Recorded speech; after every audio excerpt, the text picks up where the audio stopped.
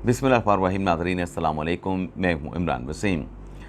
नाज़रीन, प्रोग्राम में सबसे पहले तो हम बात करेंगे जो चीफ जस्टिस याहिया अफरीदी ने इनकलाबी किस्म के जो जज हैं उनको फारिग करने का जो फ़ैसला किया है, उस फ़ैसले से मुतल्लिक जो डिटेल्स हैं वो आपके साथ हम शेयर करेंगे। और इस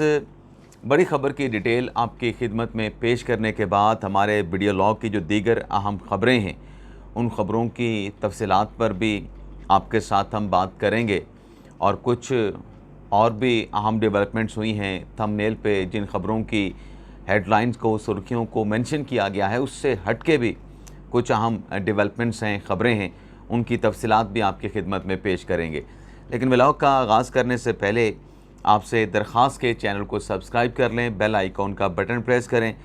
वीडियो पसंद आए तो इसे लाइक और शेयर ज़रूर कीजिएगा।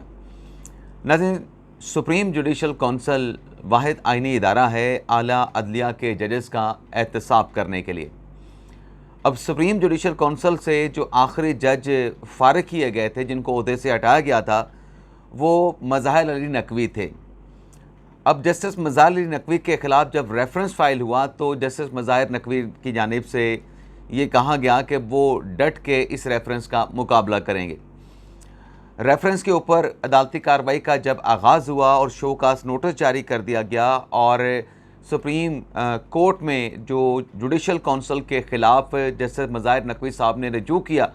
वहाँ से जब कोई रिलीफ ना मिल सका तो जस्टिस मज़ाहिर नकवी साहब जो हैं वो शोकास नोटिस के इजरा के बाद अपने ओहदे से रिज़ाइन कर गए।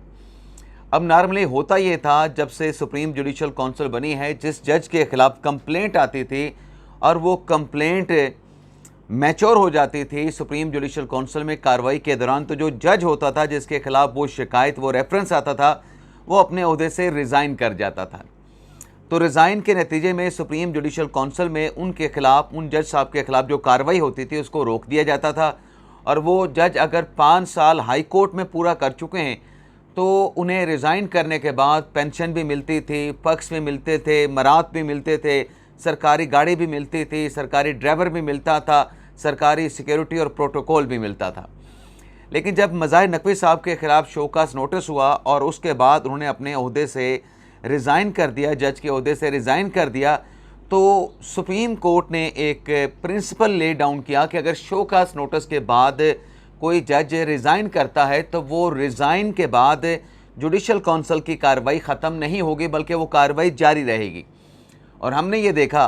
कि मज़ाहिर नकवी साहब ने इस्तीफ़ा तो दिया, लेकिन इस्तीफ़े के बावजूद भी उनके ख़िलाफ़ सुप्रीम जुडिशल कौंसल ने अपनी कार्रवाई को आगे बढ़ाया और फिर सदर मुमलिकत को ये रिकमेंडेशन भिजवाई गई कि जो इल्ज़ामात जैसे मज़ाहिर नकवी पे कंप्लेंट में मियाँ दाऊद ने लगाए थे वो इल्ज़ामात साबित हुए हैं, तो लिहाजा जज साहब को ओहदे से बरतरफ किया जाए।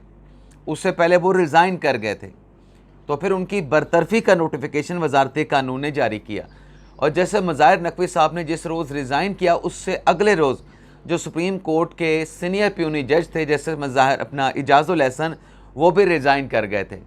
अब आप यहाँ पे फ़र्क देखें कि मज़ाहिर नकवी साहब के ख़िलाफ़ तो इस्तीफ़े के बाद भी कार्रवाई हुई, लेकिन इजाज़ुल एहसन साहब ने जब इस्तीफ़ा दिया तो उनके ख़िलाफ़ कार्रवाई नहीं हुई, उनको बरतरफ नहीं किया गया। सुप्रीम जुडिशल कौंसल ने उनके ख़िलाफ़ कोई कार्रवाई नहीं की। उसकी वजह क्या थी कि जस्टिस इजाज़ुल एहसन के ख़िलाफ़ ना तो उस वक्त जब मज़ाहिर नकवी साहब ने इस्तीफ़ा दिया जुडिशल कौंसल में कोई प्रोसीडिंग नहीं चल रही थी और ना ही उनको कोई शोकास नोटिस हुआ था। तो इजाज़ुल एहसन साहब का मुस्तफ़ी वाला ओहदा रहा कि वो जज ओहदे से रिज़ाइन कर गए, लेकिन मज़ाहिर नकवी साहब को जो है जुडिशल कौंसल ने बरतरफ किया। अच्छा, ये इंसिडेंट जब मज़ाहिर नकवी साहब को फारिग किया गया, इससे पीछे आप चले जाएँ, आपको कई सालों तक मासवाए जस्टिस शौकत सदीकी को छोड़ के किसी जज के ख़िलाफ़ कोई एहतसाब की कार्रवाई या सुप्रीम जुडिशल कौंसल ने कार्रवाई नहीं की। और जैसे शौकत अजीज़ सदीकी के ख़िलाफ़ भी जिस तरीके से कार्रवाई सुप्रीम जुडिशल कौंसल में हुई, उस पर भी बाद अज़ां सुप्रीम कोर्ट ने फैसला किया कि उसमें इंसाफ नहीं किया गया, बुनियादी जो हकूक़ हैं उनको प्रोटेक्ट नहीं किया गया, ट्रायल ठीक नहीं किया गया, इंक्वायरी ठीक नहीं की गई। अब नाज़रीन ये है कि मज़ाहिर नकवी साहब की इस प्रोसीडिंग के बाद, जुडिशल कौंसल से उनकी बरतरफी के बाद, जो चीफ जस्टिस ऑफ पाकिस्तान है जस्टिस याहिया अफरीदी, उनकी जानिब से जो नए अदालती साल की तकरीब पे ऐलान किया गया था कि वो सुप्रीम जुडिशल कौंसल को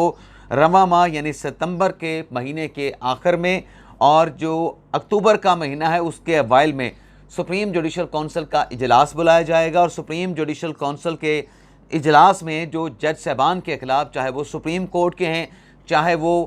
پانچوں ہائی کورٹ میں سے کسی جج کے خلاف شکایت ہے، اس کارروائی پہ سپریم جوڈیشل کونسل کا اجلاس ہوگا۔ اور یحییٰ فریدی صاحب نے بتایا تھا کہ 65 کے قریب جو ہے وہ شکایات موجود ہیں جج صاحبان کے خلاف، مس کنڈکٹ کی، اختیارات کے ناجائز استعمال کی، اور کچھ ایسی ہیں جس میں کرپشن کے الزامات بھی لگائے گئے ہیں۔ تو یہ جو شکایات تھیں، ان شکایات کو ظاہر سی بات ہے کہ جیسے چیف صاحب نے نئے عدالتی سال کی تقریب پہ اعلان کیا کہ احتساب کا جو پروسیس ہے وہ شروع ہونے جا رہا ہے،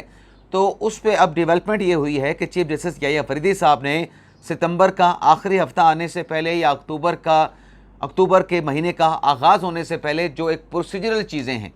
سپریم جوڈیشل کونسل کی، ان کو پورا کرنا شروع کر دیا ہے۔ ایک تو چیف جسٹس یحییٰ فریدی صاحب نے سندھ سے ایک سیشن جج کو ڈیپوٹیشن پہ اپوائنٹ کیا ہے سپریم جوڈیشل کونسل میں، سہیل لغاری صاحب کو، اور سہیل لغاری صاحب کو سندھ سے ڈیپوٹیشن پہ لا کے سپریم جوڈیشل کونسل کا سیکٹری تعینات کیا گیا ہے۔ اور اس کے ساتھ ساتھ ایک اور جج صاحب ہیں، سیشن جج ہیں، سول جج ہیں، انہیں پشاور سے لایا گیا، اور پشاور سے لا کے انہیں ایڈیشنل رجسٹرار جو ہے وہ سپریم کورٹ جو ہے وہ بنایا گیا ہے۔ تو 14 جو ہم نے آپ کو یہ بتایا تھا کہ جو جج صاحب ہیں سندھ ہائی کورٹ کے، جسٹس، مجھے نام ان کا نکل گیا، جسٹس جو ہیں اپنے چیف جسٹس جو ہیں سندھ ہائی کورٹ کے، وہ ریٹائر ہو رہے ہیں اپنے عہدے سے، اور ان کی ریٹائرمنٹ کے بعد جو سپریم جوڈیشل کونسل ہے اس میں نئے جج صاحب کی انٹری ہوگی۔ اور اگر ہم موجودہ پانچوں ہائی کورٹس کو دیکھیں تو سندھ ہائی کورٹ کے چیف جسٹس کی ریٹائرمنٹ کے بعد وہاں پہ 3 جو سینئر ججز ہیں اس میں سے ایک جج کا نام فائنل کیا جائے گا اور انہیں سندھ ہائی کورٹ کا چیف جسٹس بنایا جائے گا۔ اور یہ جو 3 ناموں کا پینل آنے کا جو تجویز ہے، یہ سب سے پہلے جسٹس منصور علی شاہ صاحب نے دی تھی۔ نہ صرف جسٹس منصور علی شاہ صاحب نے یہ تجویز دی تھی قاضی فیصل صاحب کو کہ ہائی کورٹ میں جو چیف جسٹس ہے وہ سینئر جج نہیں لگنا چاہیے، بلکہ 3 یا 5 سینئر جو ججز ہیں اس میں سے کسی ایک کا انتخاب ہونا چاہیے۔ تو وہ پرنسپل جو ہے، یہ تجویز جو ہے وہ پھر بعد میں رولز میں شامل کر لے گی۔ ویسے تو جسٹس منصور علی شاہ صاحب نے یہ بھی پرپوزل دیا تھا کہ جو سپریم کورٹ میں ایک پٹیشن پڑی ہے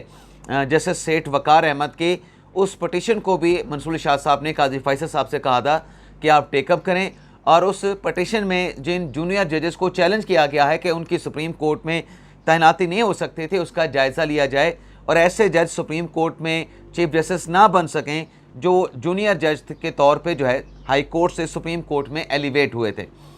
تو 14 ستمبر کو ان کی ریٹائرمنٹ کے بعد، سندھ ہائی کورٹ کی ریٹائرمنٹ کے بعد، جو اسلام آباد ہائی کورٹ کے چیف جسٹس ہیں سرفراز ڈوگر صاحب، چونکہ وہ سب سے سینئر جج ہیں پانچوں ہائی کورٹس میں، ابھی سندھ ہائی کورٹ کے چیف جسٹس کو چھوڑ کے، تو ان کی ریٹائرمنٹ کے بعد سرفراز ڈوگر صاحب جو ہیں وہ سپریم جوڈیشل کونسل کے رکن بن جائیں گے، سپریم جوڈیشل کونسل کے ممبر بن جائیں گے۔ 14 ستمبر کے بعد آٹومیٹکلی صرف ایک فارمل نوٹیفیکیشن جاری ہوگا، اور اس کے بعد پھر دیکھتے ہیں کہ جو چیف جسٹس یحییٰ فریدی صاحب نے ججز کے احتساب کا اعلان کیا ہے نئے عدالتی سال کے موقع پہ کہ ایسے انقلابی ججز جو جج بننے کے بعد مس کنڈکٹ کو جو ہے وہ وائلیٹ جو کوڈ آف کنڈکٹ ہے اس کو وائلیٹ کرتے ہیں، اختیارات کا ناجائز استعمال کرتے ہیں انقلابی جج بن کے، یا پھر ایسا انقلاب لاتے ہیں کہ اپنے جو اثاثے ہیں، جو ان کے مالی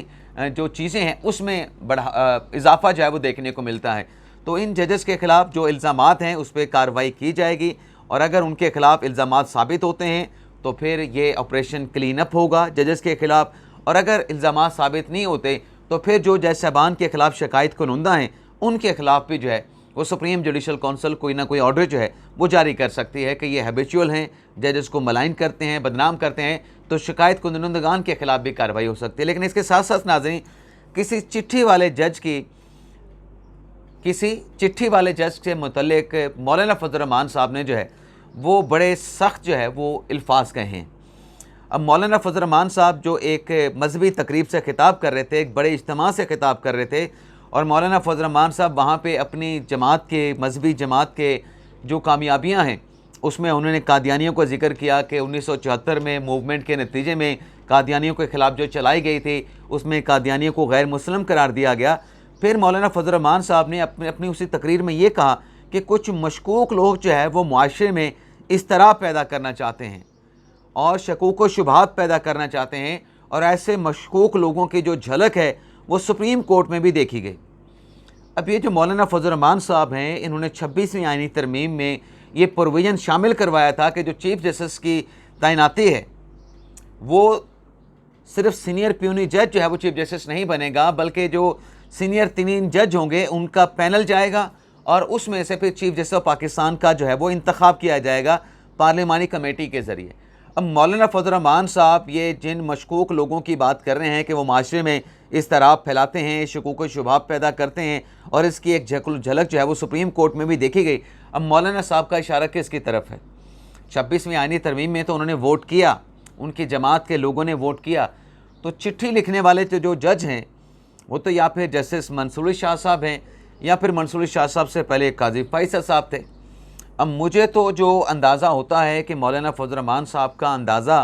किस चिट्ठी वाले जज के से मुतल्लिक है या जज के ख़िलाफ़ है, आपका क्या अंदाज़ा है? आपको क्या लगता है कि मौलाना फजल रहमान साहब ने ये जो बात की है कि कुछ मशकूक लोग मुआशरे में इस तरह फैलाते हैं, पैदा करते हैं, उनकी झलक सुप्रीम कोर्ट में देखी गई है, मौलाना फजल रहमान साहब का इशारा किसी चिट्ठी वाले जज से मुतल्लिक था या मौलाना फजल रहमान साहब का इशारा किसी और जज की तरफ था? अगर चिट्ठी वाले जज की तरफ था तो वो चिट्ठी वाला जज कौन हो सकता है? आप नाम लिखिएगा, मैं जानता हूँ आप नाम लिखिएगा। इसके अलावा नाज़रीन डेवलपमेंट ये हुई है कि अली मीन गंडापुर साहब जिनका पासपोर्ट ब्लॉक था और वो बाहर सफ़र नहीं कर सकते थे, अली मीन गंडापुर साहब ने पेशावर हाई कोर्ट से रिज्यू कर लिया, और पेशावर हाई कोर्ट से अली मीन गंडापुर साहब ने जो इस्तदा की है कि एक तो कहा गया कि मेरा नाम ECL से निकाला जाए, और उनकी लीगल टीम का पेशावर हाई कोर्ट से कहना है कि अली मीन गंडापुर एक सूबे के चीफ एग्जीक्यूटिव हैं, उनका पासपोर्ट ब्लॉक है, तो लिहाजा इस दरख्वास्त पे जल्द समाअत करके ECL से नाम भी निकाला जाए और जो पासपोर्ट ब्लॉक किया गया है अली मीन गंडापुर का वो पासपोर्ट बहाल किया जाए और ऑफिशियल पासपोर्ट भी अली मीन गंडापुर को दिया जाए। नाज़रीन, जैसे मोहसिन अख्तर कियानी साहब ने जो तलख रिमार्क्स दिए हैं उस पर आने से पहले कुछ और भी छोटी छोटी खबरें हैं। एक खबर तो ये है कि अदलिया की तरफ से, इस्लामाबाद की मातहत अदलिया की तरफ से जो इस्लामाबाद की असिस्टेंट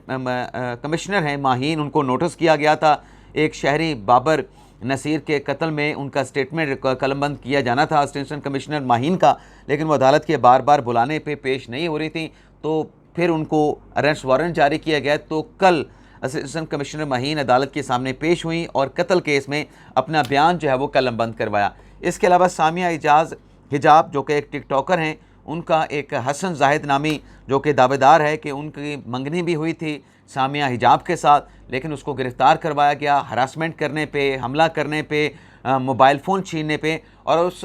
जाहिद हसन शहरी को जो है वो फ़िज़िकल रिमांड पे भिजवा दिया गया था। लेकिन अब यह हुआ है कि जाहिद हसन का जो फ़िज़िकल रिमांड है वो ख़त्म हो चुका है, जाहिद हसन को जो है वो जुडिशल कर दिया गया है। लेकिन साथ में ज़राए से ये खबर सामने आई है कि सामिया हिजाब ने इस मामलात पे जो इल्ज़ामात लगाए गए थे जाहिद हसन की तरफ से, वो इल्ज़ामात वापस ले लिए गए हैं, और जो तहफ़्फ़ुज़ात थे जाहिद हसन थे सामिया हिजाब के, वो तहफ़्फ़ुज़ात भी दूर कर दिए गए हैं और दोनों के दरमियान जो है वो मशरूत सुलह हो चुकी है। ये ज़राए से खबर आई है, लेकिन अभी इसकी कन्फर्मेशन नहीं है। अब नाज़रीन आ जाते हैं जस्टिस मोहसिन अख्तर कियानी, जिन्होंने गुज़िश्ता रोज़ इस्लामाबाद हाई कोर्ट में एक गुमशुदा शहरी उमर अब्दुल्ला की बाजियाबी से मुतल्लिक़ केस की समाअत की, और इसमें इस्लामाबाद हाई कोर्ट ने सेक्रेटरी दाखिला को फैमिली को इमदादी जो रकम का चेक है वो जारी करने का हुक्म दिया है। लेकिन इस केस की समाअत के दौरान जो रिपोर्ट पेश की वज़ारत दिफा ने, जिसमें कहा कि केस वज़ारत दाखिला को जो मुतासरा फैमिली है लापता अफराद की, उसको अदायगी के लिए केस जो है वज़ारत दिफा ने वज़ारत दाखिला को भिजवा दिया है, और जिस पे अदालत ने कहा कि 26 सितंबर को इससे मुतल्लिक़ जो है वो रिपोर्ट पेश की जाए। लेकिन इस केस की समाअत के दौरान जैसे मोहसिन अख्तर कियानी ने कहा कि चेक जारी नहीं होता तो एडिशनल सेक्रेटरी दाखिला जो हैं